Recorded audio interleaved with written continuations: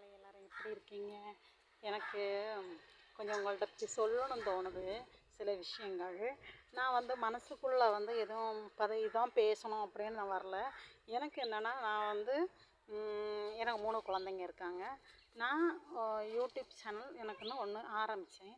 அதை ஆரம்பித்து இப்போ 2 மாதம் தான் இருக்குன்னு நிறைய ஒன்றும் ஆரம்பிக்கலை. நான் இப்படி தான் ஆரம்பித்தேன். ஆனால் என்னை இவ இவளுக்கு உழைக்க தெரியல, எதுக்கு இவ இப்படி பண்ணுறா வைக்கா அப்படின்னு அது ஒரு பிரச்சனையாகவே வருது.